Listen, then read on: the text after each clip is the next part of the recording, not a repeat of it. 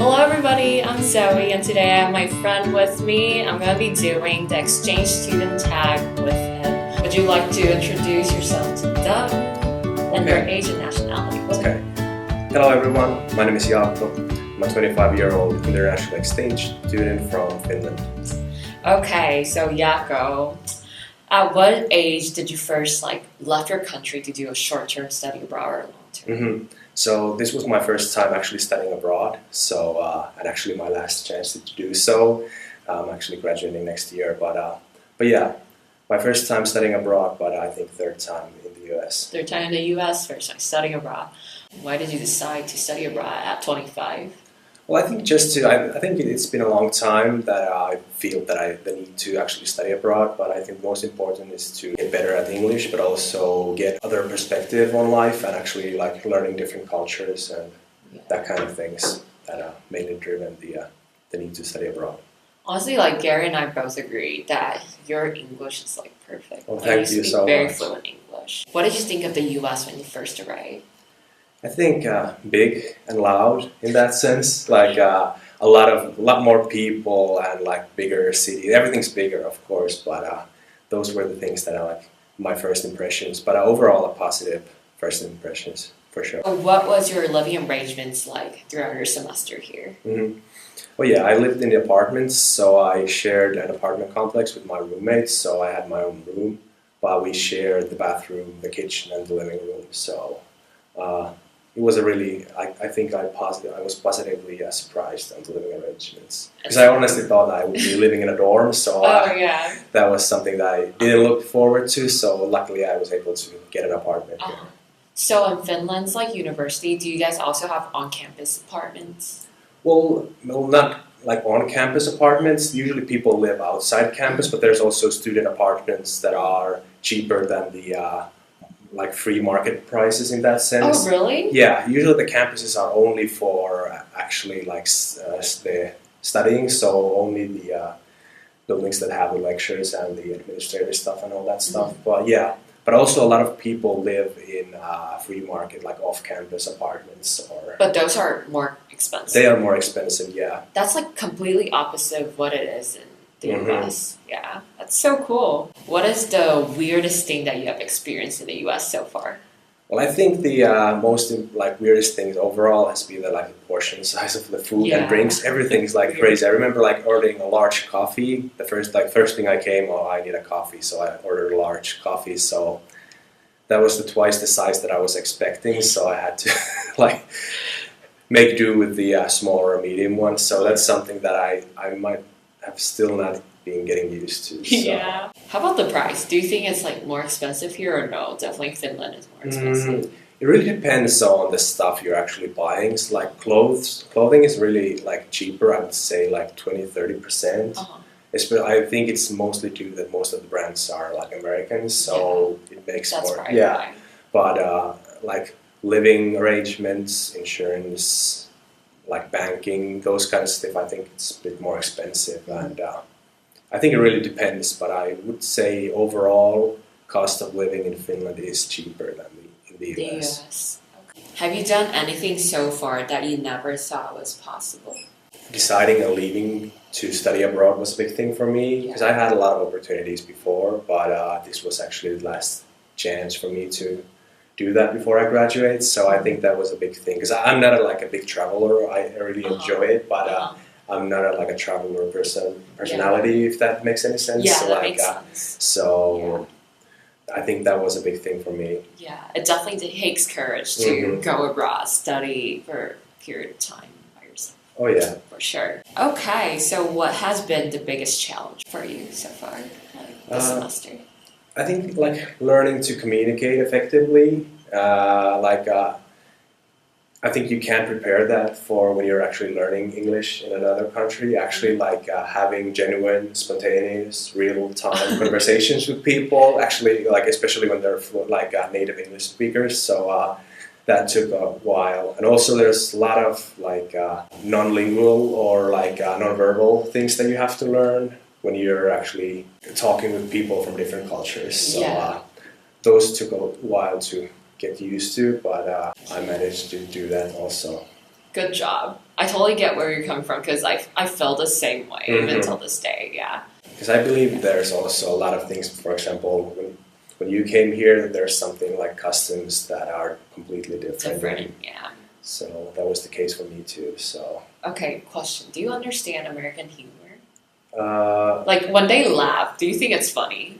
I think I understand the humor, and it's of course a bit different. But I would like to believe that I feel that I have a quite like a broad sense of humor. That's in that good. sense, like I don't get offended easily or anything like that. But I would believe. But of course, there's something that is so like it's an inside joke or something that relates to something that only American people know. So of course, those kind of jokes always will go over my head. But how do people dress in the United States and versus like people dress in Finland? I think like American people dress more casually. I think like people really like, especially in the college and like university life, people like college pants, flip flops, yoga pants, like really casual stuff. I think in Finland people dress up more formally. We don't have any like school uniforms or people don't go like dressing up like really fancy, but like a bit more like casually. Like and like this is something that I would wear to the university. And something more lighter, for example, when it's closer to summer. But yeah, that's something that I like. For me, I would never go in like with college pants and flip flops to a class where the professor is actually wearing a suit. So that was something like a really big like culture shock to me. Like I had really hard time adapting to that. So, but I totally understand that like those kinds of clothing is really comfortable and like I'm not judging any, but that's something that I just don't feel comfortable with wearing to when I'm going out. And I totally understand that. How many states have you traveled to since you studied abroad? Let's see. Illinois, Michigan, Ohio, New Jersey, New York, Rhode Island. So that makes 6, right? So still a lot to see, but at least the East Coast is something that I've been familiar with. That's good. I don't think I've been to 6 states. You're like ahead of the game. But I would definitely want to see like West Coast, but also the South states, because what I've been noticing, even for like compared to Midwest and East Coast, there's certain like cultural differences that and you start to appreciate how big this country actually is. What's your favorite thing about studying abroad in the U.S.? I don't really have like one big thing, but I overall like the way like US is and like the culture and the way of living. I really enjoyed that because I've always been interested in US culture and US way of life. So I overall enjoy just being here. All the small mundane stuff, the convenience of a lot of different like services and all that stuff is really nice. What do you think is the biggest difference between U.S. lifestyle and Finland lifestyle? I think just like the way they like people look about their lives in that sense. Like I think American people are more positive, outgoing, more talkative. So and Finnish people are more direct. I don't want to say negative, but like more like pessimistic sometimes. Or maybe just more realistic? More realistic is a good word, So just like the way people look into an issue, are they actually trying to look like positive things, or are they first actually stating that what's wrong? So I think those are like differences.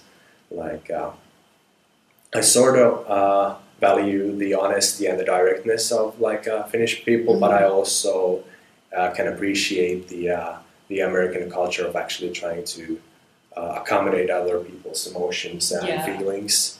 So I think like both cultures could benefit from learning from each other. Yeah, that's for sure. What are your plans after graduating? Because you're graduating next semester. Hopefully. Hopefully. You're going to graduate. Oh, yeah. But yeah, like just starting to work Like I'm currently working part-time. Hopefully I'll be able to turn that into a full-time job, and just like getting my working life together in that sense. Like I've been working part-time and studying for a couple of years now, so just like adapting to the full-time working, full-time adult life in that sense. So but yeah, other than that, like it would be fun to do an internship or a shorter period of employment in the US. So definitely, if I would have the opportunity, I would definitely take that too. Yeah, let us know if you're ever back. Oh yeah, you'll be the first ones to know. Oh. How has your study abroad experience changed you as a person? I think I've gained a lot of confidence in different aspects of studying, but also just like communicating. So just like I think I've gained some fluency, as we discussed, with speaking English and communicating. But also I think this is the first time that I've been abroad for this long, but also just traveling alone. Yeah. So for me, I've always been the double check, play it safe kind of person. So just doing going out, traveling, just hey, this might be interesting. I'll just go there. Let's see what happens. Gaining confidence on navigating abroad in a different culture or a city where you've never been before alone. So that's something that I feel that I've grown. I feel like you used to be a very careful person. Oh yeah. And now you're more a little bit more adventurous. Yeah, I still feel that I like to always play it safe rather than wing it. But but still, I think I've gained some confidence. Yeah. Because excess worrying doesn't help you at all. So just getting rid of that has helped me a lot. Perfect. Okay. My last question is: in the future, would you send your kids to short-term or long-term study abroad in another country, or would you say no, it was a mistake? I would definitely encourage it, and if it's up to me, I would try to do everything in my power to make that possible. I think it's a really good, even if you don't learn anything that would help you academically, just learning from different cultures, gaining perspective, just if you just spend your time in one country, especially a country as remote as Finland, you get you're missing out on a lot of things. And it would be because they're always you can always come back. There's always a home to return to in that sense. So even if you're staying longer, you can always be sure that there's a place that you can come if something goes wrong. But definitely the pros definitely outweigh the cons in that sense. Well, thanks for sharing today. I'm so glad I got to do this interview with you, honestly. I'm very optimistic so much. Thank you for having me. This was actually a fun experience. Yeah, thank you, Jaakko. Thank you.